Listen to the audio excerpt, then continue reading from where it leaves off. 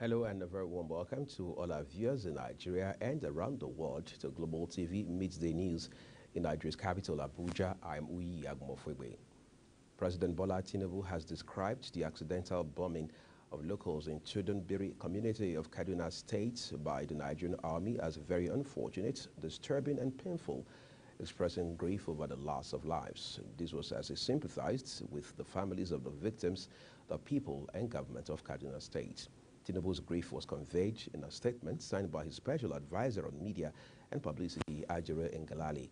Widespread outrage followed the mistargeted bombing of Tudunbiri in the Igabi local government area of Kaduna State by the Nigerian army on Sunday, which left no fewer than 85 villagers dead. The House of Representatives Public Accounts Committee on Monday resolved to track the 192 projects that the Federal Roads Maintenance Agency, FEMA, says it executed with the 60 billion naira COVID-19 funds released to it by the Office of the Accountant General of the Federation. This was as the committee grilled the Chief Medical Director of the University of Port Harcourt Teaching Hospital over the spending of 949 million naira COVID-19 intervention funds. Managing Director of FEMA, Emeka Agabasi, at the hearing on Monday, told the committee that the agency undertook 192 projects in the 6 geopolitical zones and completed 186, with only 6 left uncompleted. He said 34 of the projects were in the North Central, 30 Northwest, 32 Southwest, 34 South-South, 27 in the Southeast, and 35 in the Northeast. The lawmakers were, however, not impressed by the documents submitted by the FEMA boss. The committee subsequently decided that it would undertake a tour to inspect the projects. Plateau State House of Assembly on Monday warned the state chapter of the All Progressives Congress, APC, against causing any breach of the peace in the state, saying that the House is still on recess. The 24-member assembly, dominated by the People's Democratic Party, PDP lawmakers, had adjourned plenary till January. However, 3 days later, Court of Appeal sacked all the 16 PDP lawmakers in the state, declaring candidates of the All Progressives Congress winners of the elections conducted in their various constituencies. Addressing the allegation that the House was closed to prevent the newly declared lawmakers from resuming, the Speaker, Gabriel Dewan, who was elected on the platform of Young Progressives Party, YPP, in a statement clarified that he did not close the House of Assembly purposely to prevent the swearing-in of incoming members. In commemoration of the International Day for Persons with Disabilities, in line with the theme United in Action to Rescue and Achieve the SDGs for, with, and by persons with disabilities, the Cedar Seed Foundation, in a dialogue event, launched the Disability Impact Fund. Global TV's health correspondent, Fozi Ekman, now brings us the details. With the vision of creating active participation in the society for persons with disability, major stakeholders in the disability community gathered at the International Disability Dialogue event by Cedar Seed Foundation to commemorate the International Day for Persons with Disabilities with the Disability Impact Fund. Speaking on the impact of inclusion, the country director Action Aid made emphasis on unity. The emphasis on unity in action resonates profoundly with the value we uphold, recognizing the pivotal role of collaboration in achieving meaningful change. Young Global Leaders Network representative Veronica Loko further speak on the gap people with disability are facing. The team United in Action to Rescue and Achieve the SDGs for, with, and by persons with disability is a wake-up call to address gaps faced by people with disability in our society and provide possible solutions, which is very crucial in achieving the aim of this dialogue. Lugard Okonobi of the Nigweed Project called on the federal government to simplify the Disability Act by producing it in different languages. A lot of people are even not aware that there is such an act. So on my own part, I think government should try and see how they can also simplify the act and produce it in different languages such that the persons with disability will be able to understand it and be able to hold government accountable. On the strategic plan and launching of the Impact Fund, Lois Auto said is set up to ensure the achieving of the Disability Act objectives, among others. The Disability Impact Fund was inspired by the exclusion of persons with disabilities from public and private sector agenda. And we are tired of the discrimination and exclusion. And we want to move from inclusion to participation, and from participation to representation.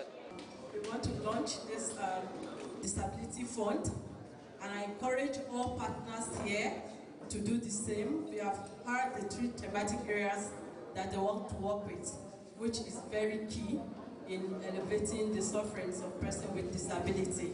The day is celebrated with the aim of understanding disability issues and gaining support to ensure that the right to well-being, dignity, and equal opportunities are practiced. Fawzia Lukman, Global TV News.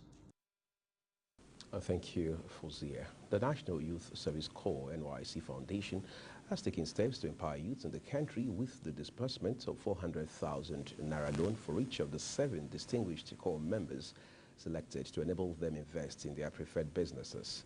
Speaking at the disbursement ceremony in Abuja, the NYSC Director General Yushau Ahmed advised the beneficiaries to be prudent in their usage of the loans. Global Television correspondent Anthony Modu now brings us details. General Ahmed, who was represented, warned the beneficiaries to be prudent in the usage of the loans received as they are meant to pay back, thus the need to be steadfast and successful. To further improve the quality of the Nigerian youth. Because a youth that doesn't have meaningful engagement, that doesn't have a business, that is not employed, cannot be expected to contribute to the development of any nation. A fulfillment of our pledge. That pledge Publicly in the presence of the last president. And the NYSC Foundation is committed to redeeming that pledge. We all have to find a way to add up something to make the system work. And we are just making our own contribution from it. From the bit we can make the contribution, we believe that it will make an impact to change the situation of the economy.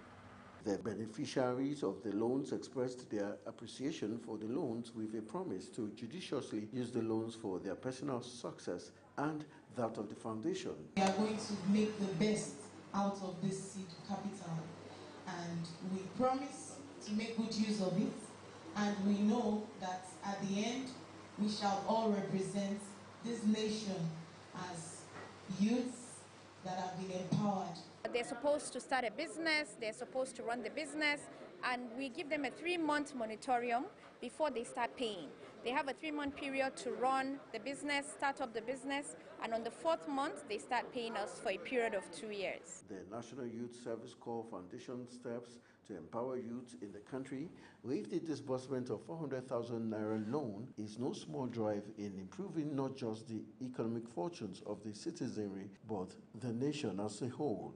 Anthony Momodu, Global Television, Abuja.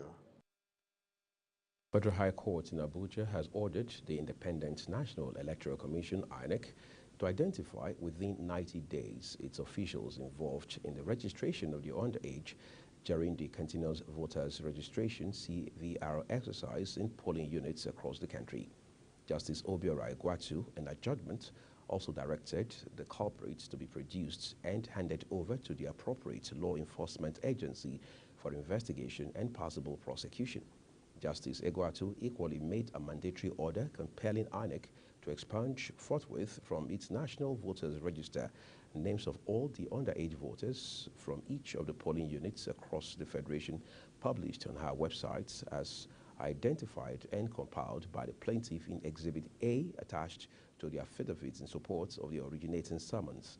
The judge further made a mandatory order compelling the Commission to furnish the plaintiff with a certified true copy, CTC, of the cleaned-up National Voters Register of all the persons eligible to vote in Nigeria within 90 days.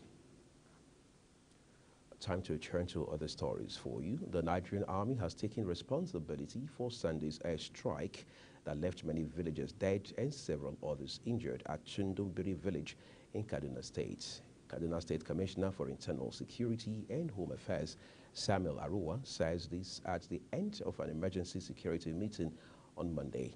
It was earlier reported that on Sunday night, while the villagers were marking the Maulud celebration to commemorate the birth of Prophet Muhammad, an unmanned aerial vehicle bombed some parts of the community, killing a yet-to-be-ascertained number of individuals. Following the incident, the Kaduna State government convened an emergency security meeting chaired by the Deputy Governor, Hadiza Balarabe, on Monday.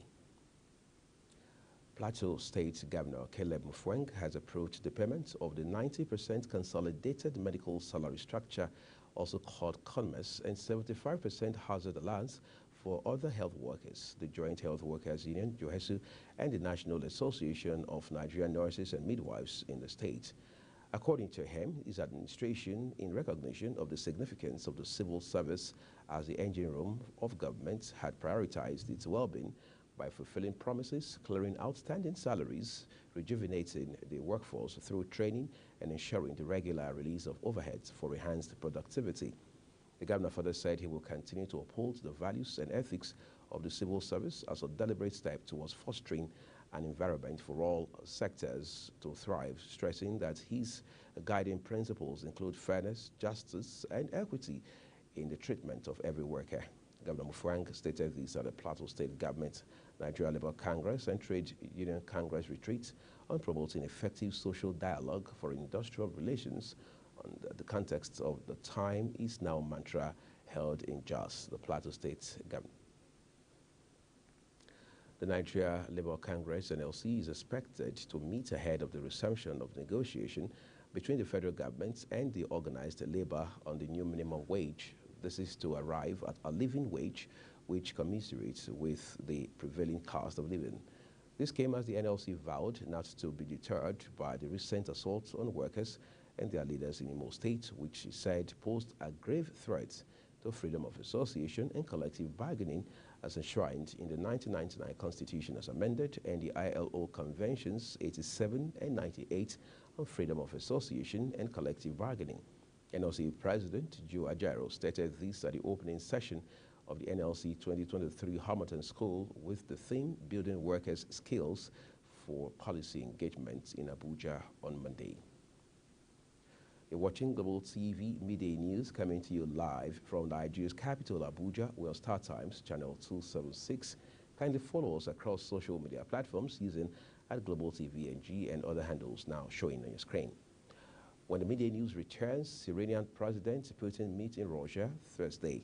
The news continues shortly with details of these and other stories for you right after this short break. Please don't go away.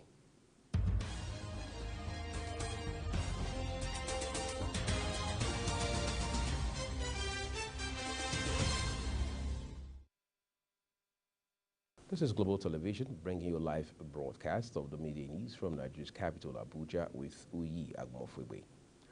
On the foreign scene, Iranian President Ibrahim Raisi will meet Russia President on Thursday for talks with Vladimir Putin as the two countries strengthen economic and military ties in the face of Western sanctions.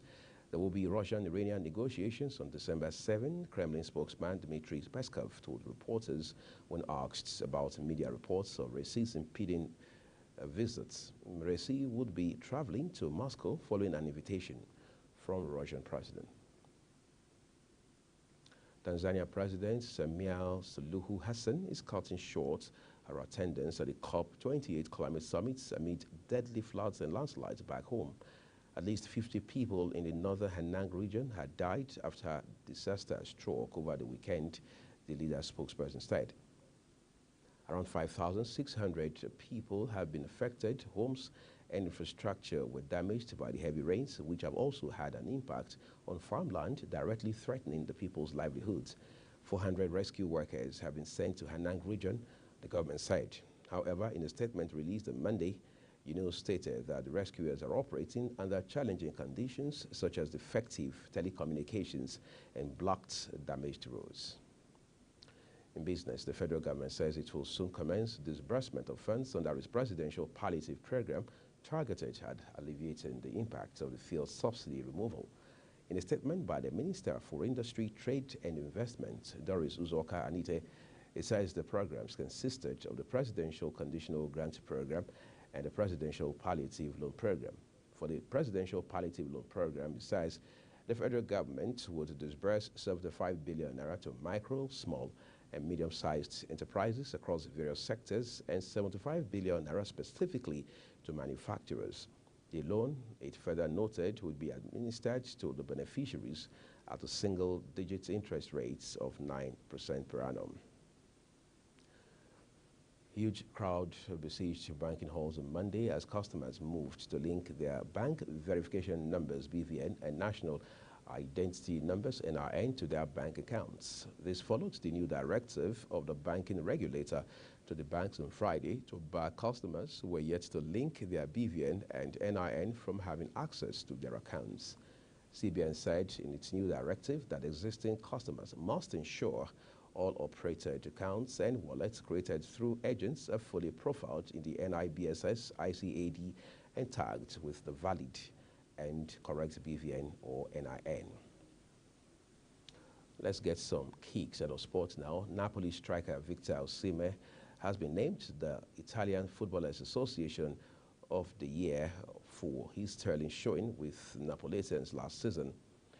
The award ceremony held on Monday night also had other accolades, including the Team of the Year, Coach of the Year, Club of the Year, and Goal of the Season. Osimhen's 26 goals were instrumental in helping the Partenope win their first shoe day in 33 years. This feat has also seen the Nigerian nominated for many awards, including the FIFA Bests and Ballon d'Or.